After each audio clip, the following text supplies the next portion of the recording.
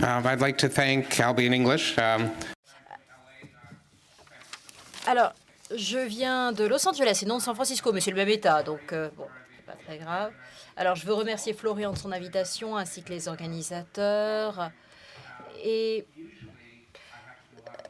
alors, généralement, je dois, eh bien, adapter le micro. Donc, alors, j'espère pouvoir eh bien, récupérer un petit peu de ce temps perdu à rajuster le micro en prenant quelques minutes à Mario. Alors, je vais parler de eh bien, la mucosite. Alors, ce que je vais essayer eh bien, de souligner, c'est eh bien, vous allez entendre parler de masques toute cette soirée, je pense, parce que c'est la source de beaucoup de nos données. Et j'aimerais aussi parler aussi d'impact, comme Joël l'a fait. Alors, il y a vraiment une nécessité eh bien, de détecter d'éventuelles infections et affections préexistantes donc à la fois avant, pendant et après le traitement cancéreux. Et bien sûr, une fois que, eh bien, on pourra en reparler. Alors, pourquoi est-ce que c'est si important dans une maladie qui est potentiellement fatale? Eh bien, parce que c'est important en termes de soins palliatifs et en termes eh bien, d'amélioration de la qualité de la vie. Donc, dans cette maladie, eh bien, ce qui est le plus désagréable en termes eh bien, c'est que c'est extrêmement commun et c'est extrêmement eh bien, affaiblissant. Et donc, c'est douloureux. Mais cela peut donc également avoir un impact fonctionnel, donc dysphagie, déshydratation, perte de poids, mais également un impact sur le traitement anti-cancer lui-même. Donc en termes de eh bien, prise en charge, de gestion de la maladie, cela peut être également très coûteux. Parce que ça n'est généralement pas inclus dans l'équation. Alors, l'impact de la mucosite, eh bien, un impact en termes de qualité de vie, un impact en termes de capacité à vraiment eh bien, suivre tout son traitement anticancéreux. Mais on a également eh bien, ce qui est rapporté par le patient, et il ne faut pas sous-estimer. Parce que souvent, eh bien, ce type d'affection eh bien, n'est pas quelque chose sur lequel se penchent les médecins ou les infirmières, mais uniquement les dentistes. Et donc, tout ce qui est oral eh bien, est souvent, en fait, sous-estimé. Donc, souvent, dans la littérature, il y a donc une sous-estimation. 10 à 12%, alors que quand on a les chiffres réels, on se rend compte que c'était 25%. Donc, en fait, ce qui est de l'ordre de la douleur, de la capacité déglutition qui est dégradée, eh bien, il y a une question qui est posée par eh bien, le fait d'accroître la toxicité dans une population vieillissante. Alors, vous avez ici eh bien, une revue, donc...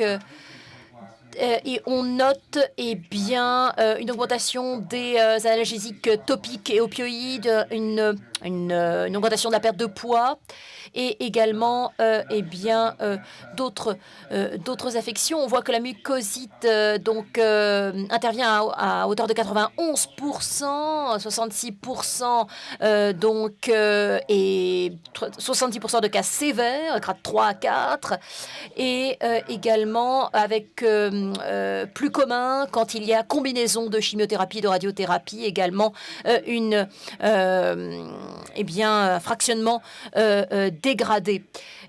Et en cas de mucosite sévère, eh bien, c'est souvent associé à une une douleur sévère, à une perte de poids de plus de 5%. Et donc, les impacts sont significatifs, comme vous le voyez. Alors, un autre élément, si on parle de l'utilisation des ressources, eh bien, et si on parle juste une seconde de l'impact professionnel, 76% eh bien, ont donc des problèmes buccaux ou de gorge, et donc avec des opioïdes dans 85%. Et eh bien, la douleur liée à la mucosite, eh bien, généralement, a un impact fonctionnel, et ce, en dépit des opioïdes. Et donc, du point de vue de l'utilisation des ressources, avec eh bien, avec une alimentation donc par tube, et donc ça a un impact aussi sur la gestion de la maladie en milieu hospitalier.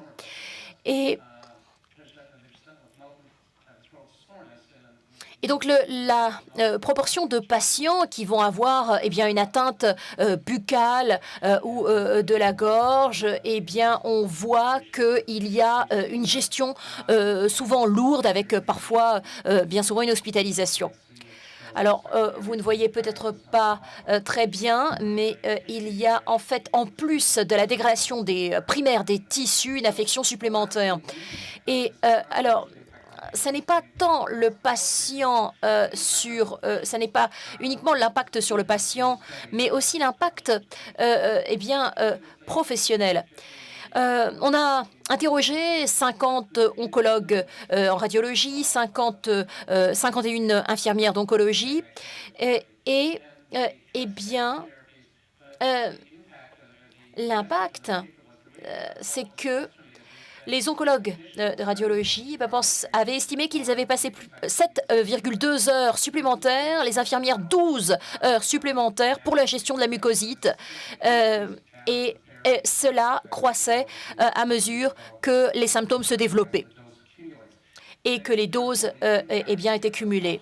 Donc, vous voyez que l'impact en termes de coût de soins peut être absolument considérable, même si eh bien, les interventions ne sont pas aussi efficaces que nous l'aimerions. Par exemple, les opioïdes pour eh bien, soulager la douleur, visiblement, ça n'est pas suffisamment efficace. Donc, quelques conclusions. Alors, ce n'est pas les seuls cas de mucosite. Donc, je pense que il y aura une présentation sur l'immunothérapie demain. Et donc, quand nous utilisons différents traitements, et souvent nous les combinons, parfois nous combinons eh bien, un mécanisme anti-cancer qui est vraiment à multiples parties, eh bien, il faut du point de vue de la toxicité, de la cytotoxicité, eh bien, mesurer tous les éléments en présence. Alors, si on regarde les recommandations pour la mucosite orale qui émanent de masques, eh bien, ils recommandent pour la prévention une cryothérapie et ils recommandent également une fois que la maladie est apparue. Alors, donc, cryothérapie,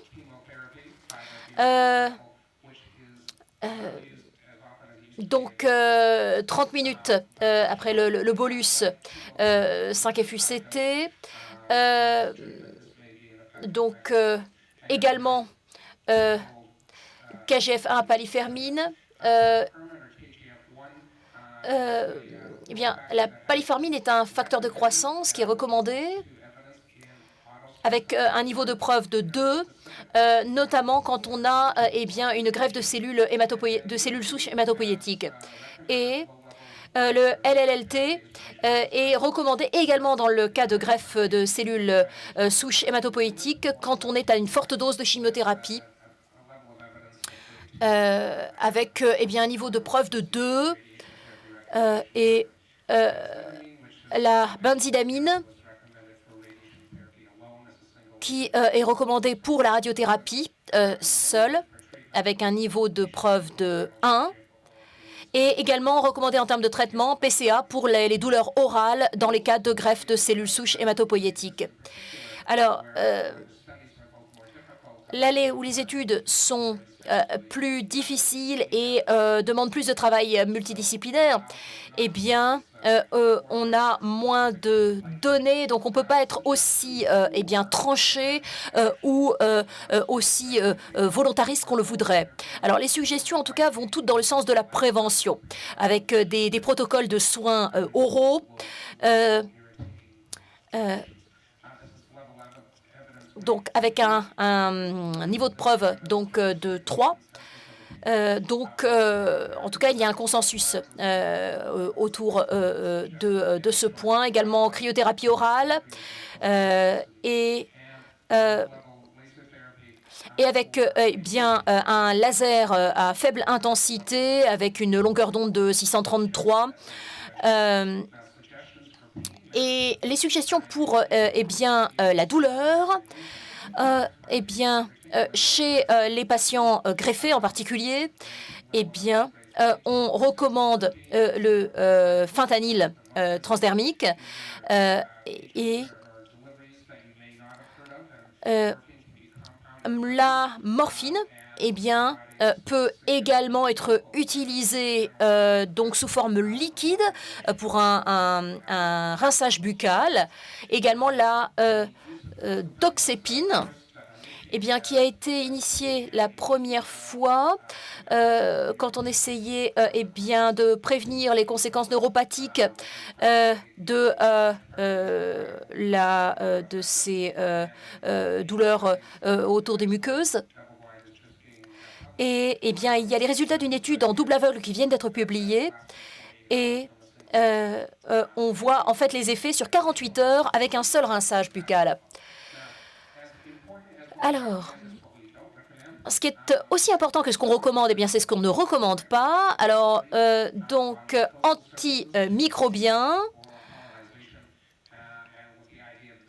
et parce que, eh bien, on a pensé jusqu'à dans un certain temps que cela pouvait diminuer les rôles et l'impact de la mucosite. Eh bien, ça n'a pas été prouvé. Et également sucralfate.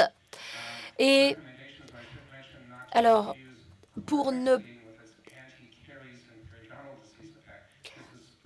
Alors, la chlorhexidine, ici, spécifiquement pour la mucosite, hein, parce qu'elle a également d'autres usages, et également sucralfate. Également, eh bien, suggestion à ne pas, donc contre-recommandation, chlorhexidine pour la radiothérapie, et le misoprostol et d'autres agents, eh bien, sur la base des données qu'on a pu collecter, on recommande de ne pas les utiliser. Alors, les tendances en traitement oncologique qui ont un impact sur la mucosite orale, eh bien, on augmente la toxicité. On augmente également l'usage de thérapies ciblées, on diminue la toxicité dans les greffes de cellules souches hématopoïétiques, avec notamment la réduction de l'intensité des conditionnements et le changement des médicaments qui entrent dans le conditionnement. Donc, la mucosite et la qualité de vie, eh bien, ce qui est très important, c'est qu'il y a un impact sur la qualité de vie. Et donc, sans reprendre ce que j'ai déjà eh bien, mis en avant, attention à la toxicité potentielle de nouveaux traitements. La mucosite, eh bien, ça c'est un poème qui a été publié il y a quelques années sur le cancer. Et cela décrit eh bien, la douleur. C'est comme l'hameçon comme un hameçon qui se loge dans votre gorge. Qui décrit donc toute l'ulcération, le côté corrosif, l'impression de lame de rasoir. Et quelqu'un m'a dit en fait qu'il préférait eh bien, avoir à se battre contre 3 types plutôt que de devoir eh bien, subir cela. Et je vais m'arrêter là. Donc, les recommandations sont intéressantes, elles sont basées sur les données que nous avons à ce jour et elles ont vocation à être précisées.